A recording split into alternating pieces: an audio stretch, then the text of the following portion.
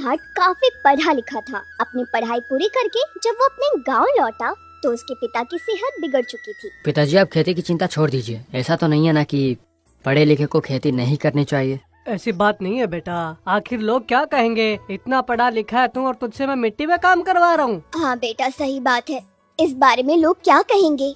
मेरी बात मान और राजा जी की कोठरी में कोई अच्छी सी नौकरी कर ले। तूने तो इतनी पढ़ाई कर ली, तेरे लिए वहाँ सही काम रहेगा। पिताजी को ऐसी हालत में छोड़कर मैं कहीं नहीं जाऊंगा माँ। और किसने कहा कि खेती का काम छोटा काम है? किसानों को अन्नदाता कहा जाता है। ऐसा नाम भला किसी और व्यापार करने वाले को मिलता भी है? इसका मतलब तूने फैसला कर लिया है कि तू यही रहकर खेती करेगा है? जैसी तेरी मर्जी। अच्छा सुन, आज खेती में ऊपर वाले हौज से नीचे वाले हौज में पानी छोड़ना है। अगर कुछ समझ में ना आए तो वहीं सीताराम होगा, उसे पूछ लेना तुम। मुझे जैसे ही समय मिलेगा मैं तुरंत खेत पर आ जाऊंगा बेटा, तुम्हें पता तो है ना। पिताजी, मैं जानता हूँ, और अगर जरूरत पड़ी तो मैं सीताराम चाचा से पूछ लूंगा। आप चिंता मत करना, आप बस चुपचाप घर पे बैठ के आराम करो, मैं सब संभाल लूंगा। अगर ये कह रहा है तो संभाल लेगा, वो सारा काम देखता है। और वैसे भी सीताराम भैया भी तो है ही।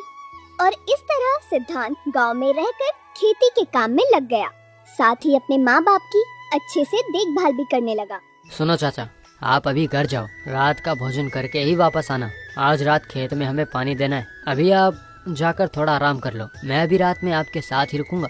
आप चिंता क्यों कर रहे हो बेटा, इसकी तो मुझे आदत है, मैं कर लूंगा। आप शांति से घर जाकर सो जाइए। इस खेत में होने वाले हर काम में मुझे हिस्सा लेना है। सारे काम आप पर छोड़ूंगा तो मेरे रहने का क्या फायदा, इसीलिए मैं यही रहूंगा। जैसी आपकी मर्जी बेटा, आपको देखकर बड़े साहब की बहुत याद आती है। आपकी उम्र में वो भी ऐसा ही करते थे।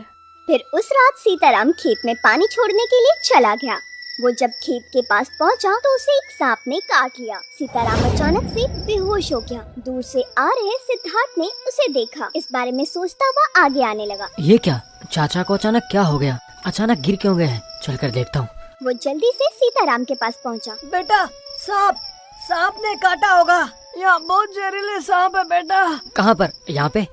हाँ, दिख गया, रुको। हाँ, अब आपको कोई खतरा नहीं है चाचा। चलिए जल्दी से वैद्य जी के पास चलते हैं। बेटा, अगर आप समय पर नहीं आते तो आज मैं अपनी जिंदगी गंवा चुका होता। ऐसा मत कहिए चाचा, आप बरसों से पिताजी के साथ काम कर रहे हैं, आपके लिए इतना करना तो मेरा फर्ज है। सिद्धार्थ सीताराम को जल्दी से लेकर वैद्य के पास पहुंचा। सिद्धार्थ ने सीताराम को दवाइयां भी दिलवाई और वो जल्दी ठीक हो गया। तब तक फसल भी हाथ लग चुकी थी और इस बार हर साल से अच्छी फसल लगी थी। पिताजी, पिछले साल की तुलना में इस साल बहुत ही अच्छी फसलें निकली है, और देखना दाम भी बढ़िया मिलेगा। तो क्या दाम तय हो गए हैं बेटा? फसल की कीमत कभी ज्यादा तो कभी कभी कम हो जाती है बेटा, हमेशा एक जैसी नहीं होती है। अच्छे भाव आने तक हमें रुकना चाहिए। मैं भी यही सोच रहा हूँ पिताजी, इसीलिए मैंने अनाज को गोदाम में रखवा दिया है। 6 महीने तक ऐसे रखेंगे तो हमारे अनाज को नए अनाज की तुलना में अच्छी कीमत मिलेगी। बहुत बढ़िया बेटा, तुमने तो सब कुछ बहुत जल्दी सीख लिया है। बेटा, अनाज को गोदाम में रखवा दिया बारिश की वजह से। और इस तरह उन्होंने अनाज को गोदाम में रखवा दिया। पर 2 दिन में अचानक मौसम बदल गया। कड़कड़ाती बिजली के साथ धुआंधार वर्षा की शुरुआत हो गई। अरे, कितनी तेज बरसात हो रही है, गरजते बादलों के साथ साथ बिजली भी गिर रही है। अभी तुम्हें बाहर जाने की कोई जरूरत नहीं है, इतनी तेज आंधी चल रही है, देखकर लगता है जैसे तूफान आने वाला है बेटा। वही देख रहा हूँ पिताजी, हमारे गोदाम में पानी ना चला जाए, सब बर्बाद हो जाएगा। अचानक से गोदाम में बिजली गिर जाती है और पूरे खलिहान में आग लग जाती है। हे भगवान, गोदाम पर बिजली गिर गई है। बची हुई फसल में से कुछ हिस्सा ही इस गोदाम में ही था। कम से कम छोटे गोदाम में रखा अनाज नष्ट होने से बच जाए। प्रकृति कब कैसे बदल जाए हमें नहीं पता चलता। हमारी किस्मत में जो रहेगा वो रहेगा। तुम बाहर मत निकलना, बिजली गिर रही है बाहर। उसी रात की बात है। भारी वर्षा की वजह से छोटे खलिहान में रखा अनाज भी पूरी तरह से भीग गया। इससे सिद्धार्थ बहुत दुखी हो गया। इतनी मेहनत और लगन से उगाया अनाज आज मिट्टी में मिल जाएगा। सोचा था इस बरस पिछली बरस से ज्यादा मुनाफा होगा, पर अब तो अनाज का एक दाना भी नहीं बचा। पिताजी, बेटा, जीवन में ये सब तो चलता ही रहता है, तुम इसे अपने दिल पर मत लो। आगे कौन सी फसल डालनी है उसकी सोचो, पर ऐसे उदास हो जाओगे तो कैसे चलेगा, बताओ मुझे। सही कहा, हाथ लगी फसल बर्बाद हो गई, इससे दुख के अलावा और क्या मिलेगा। अगली बार कौन सी फसल डालनी है उसके लिए काम में लग जाता हूँ। अगली बार भी सिद्धार्थ ने अपनी मेहनत और लगन से फसल उगाई फसल उसके हाथ भी लगी। पिताजी, इस बार भी फसल काफी अच्छी निकली है। अनाज बहुत बढ़िया निकल कर आया है। हाँ तो बेटा उसे गोदाम में रख दो। 4 महीनों में अनाज पुराना हो जाएगा, तब हमें उसकी अच्छी कीमत मिलेगी। बस मैंने बिल्कुल वही सोचकर गोदाम में बोरियां रखवा दी है। और इस तरह से 4 महीने बीत गए। पिताजी, कितने दिन इंतजार कर लिया, पर अनाज की कीमत बढ़ ही नहीं रही है। इसके पीछे इन दलालों का ही हाथ है। वो किसी भी हालत में दाम बढ़ने ही नहीं दे रहे हैं पिताजी। अब अगर उनके कहे दाम पर फसल बेच दूं तो मुनाफा तो दूर की बात है, ऐसा लगता है कि हमारे खर्चे भी नहीं निकलेंगे पिताजी। हाँ बेटा, मैंने सोचा था कि इन दलालों की शिकायत मैं महाराज से कर दूं, पर ये बात महाराज तक पहुंचाते नहीं है। उसकी कीमत वो खुद ही तय कर देते हैं। जो कीमत वो तय करते हैं उसी कीमत में हम किसानों को वो फसल बेचनी होती है। इसके अलावा हमारे पास और कोई चारा नहीं है बेटा, हमें बेचनी होगी। एक दिन की बात है, वरद का मित्र पंकज शास्त्री उसके घर आया। वो राजा के दरबार में लगान वसूलने का काम करता था। वरद ने उसका बड़े अच्छे से स्वागत किया। वरद, इस बार मुझे तंग करके रखा है इन सब लोगों ने। इनमें से कोई भी समय पर लगान जमा नहीं करवाता। सोचता हूँ कि सुबह आकर शाम तक काम निपटा कर चला जाऊंगा, पर ऐसा हो नहीं पा रहा है। तो आज रात क्या हम दोनों यहाँ रुक जाएं? अरे बताइए, इसमें कौन सी नई बात है शास्त्री जी? आप और आपका सहायक मेरे लिए नए थोड़ी हो। एक दोस्त होने के नाते मैं इतना तो कर ही सकता हूँ। तुम दिल के बहुत अच्छे हो वरदा। अच्छा, मैंने सुना है तुम्हारे खेत का सारा काम अब तुम्हारा बेटा संभाल रहा है। हाँ, वो ठहरा एक अच्छा पढ़ा लिखा। मैंने उसे मना किया पर वो माना ही नहीं। मैंने सोचा कि राज दरबार में कोई नौकरी मिल जाती तो ये अच्छा होता, पर क्या करें, वो तो यही रहना चाहता है। कैसी बात कर रहे हो वरद? मैं हूँ ना, है ना? एक बार उसे बुलाओ तो सही, मैं बात करता हूँ। अभी तो वो खेत में पानी छोड़ने के लिए गया हुआ है। अब तो वो कल सुबह ही आएगा। सुबह जैसे ही आएगा तो मैं मिलवा दूंगा। तुम्हारा बेटा बिल्कुल मेरे बेटा जैसा है। एक ही बात है, मैं उसे राज दरबार में नौकरी दिलवाऊंगा। जबान दे रहा हूँ, मैं सवेरे होते ही निकल जाऊंगा। तुम अपने बेटे से कह देना कि मुझसे आकर मिल ले। उस रात पंकज शास्त्री भोजन करके वहीं आराम करने लगा और सवेरे होते ही वहाँ से चला गया। रास्ते में उसके सहायक ने कहा, सेठ जी, आप अचानक से इतने ईमानदार कैसे हो गए? आप तो इतने बड़े पद पर हो। आपने उस वृद्ध के बेटे को राज दरबार में नौकरी लगाने का वादा कर दिया। कोई ये छोटी बात नहीं है सेठ जी। मैं कोई पागल थोड़ी हूँ जो उसे राज दरबार में नौकरी दिलवाऊंगा। उनकी हैसियत क्या है मैं जानता हूँ। हम कहीं बाहर रहते तो बाहर ठहरना सही नहीं होता और पैसा भी लग जाता, इसीलिए वर्द के यहाँ शरण ले ली।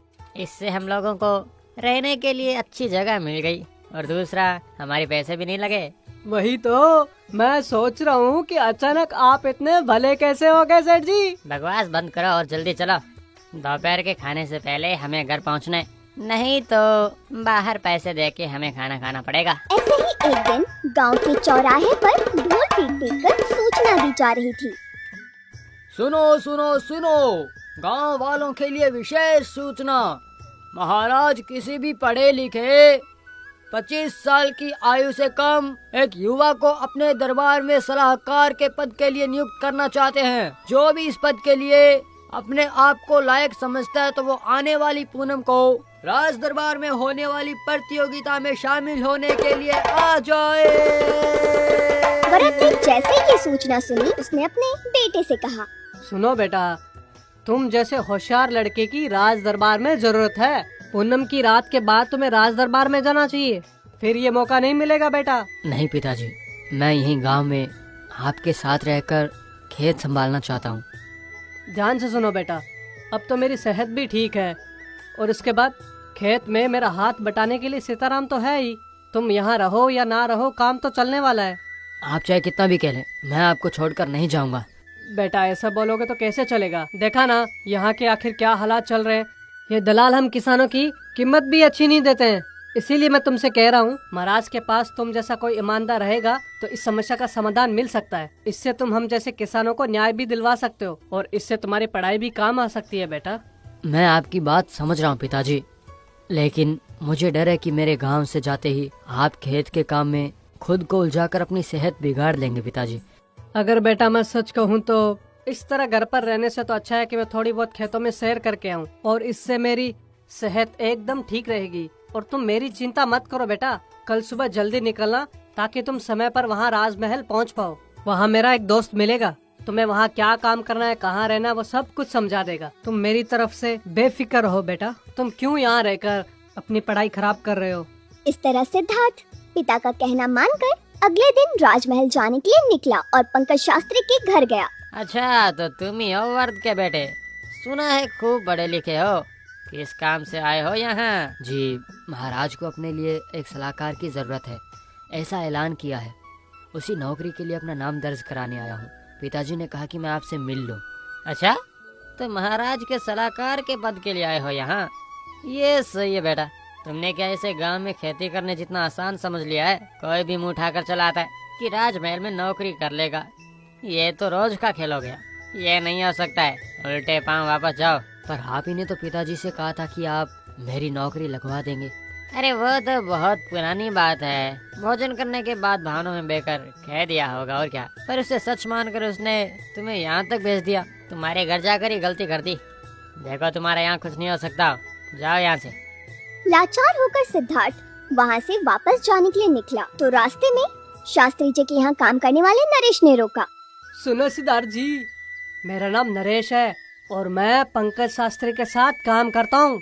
शास्त्री जी को तो यहाँ आए खाने अन्न का भी मोल नहीं है।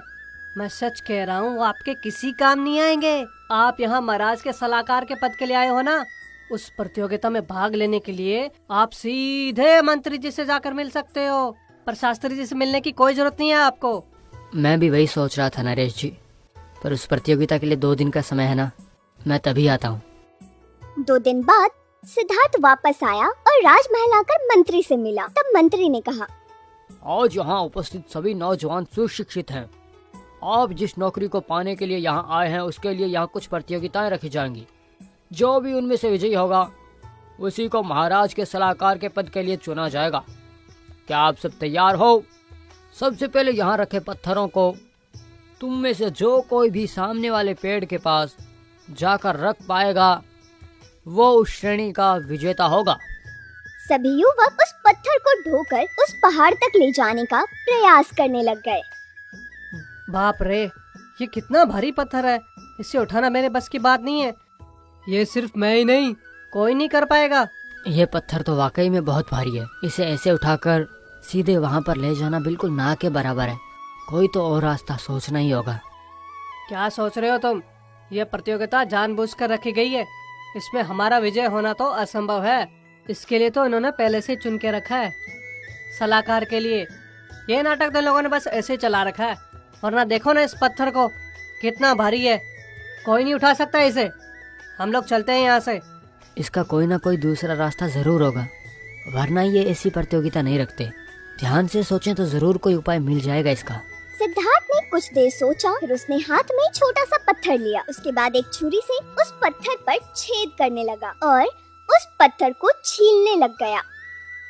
आखिर तुम ये क्या कर रहे हो भाई?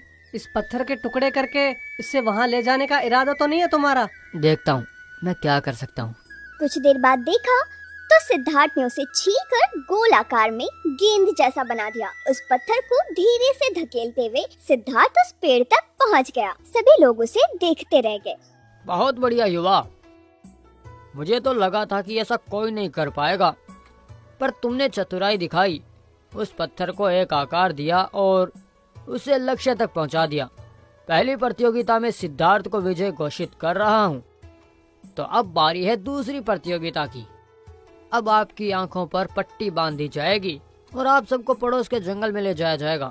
आप लोगों में से जो रास्ता ढूंढकर महल पहले वापस लौटेगा वो इस प्रतियोगिता को विजयी कर लेगा।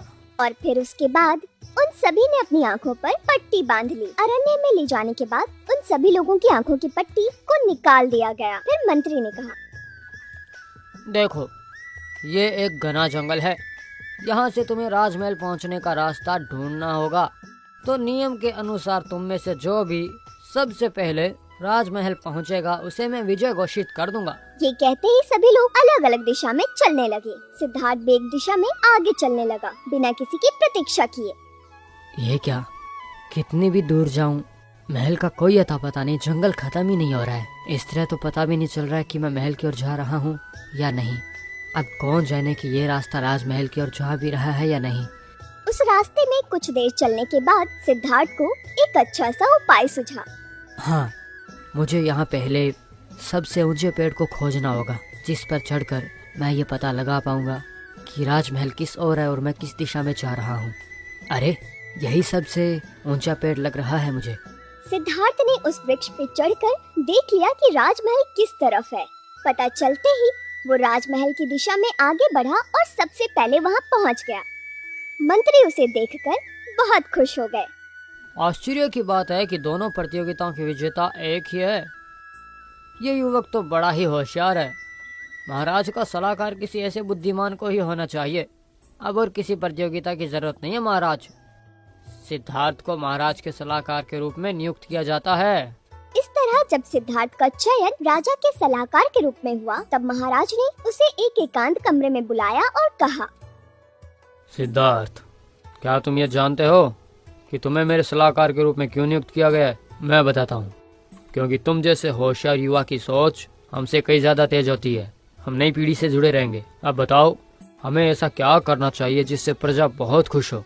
क्या करें कि हम उन्हें और अच्छी तरह से जान सकें? महाराज, किसान देश की रीढ़ की हड्डी जैसा होता है, पर आज वो किसान बहुत कष्ट में है महाराज। बड़ी मेहनत के बाद जब फसल हाथ लगती है तो तूफान, बाढ़ जैसे प्राकृतिक आपदाओं के कारण उनका सारा अनाज नष्ट हो जाता है महाराज। और कभी ऐसा ना हो तो फसल की अच्छी कीमत नहीं मिलती। दलाल किसानों का फायदा होने ही नहीं देते। किसानों से अधिक लाभ तो ये दलाल उठाते हैं महाराज। बरसात या तपती धूप की परवाह ना करके मेहनत करने वाले किसान के लिए मुनाफा तो दूर लागत भी नहीं निकल पाती है महाराज। राज्य में इतना कुछ हो रहा है और मुझे इस बात की अब तक भनक तक नहीं पड़ी।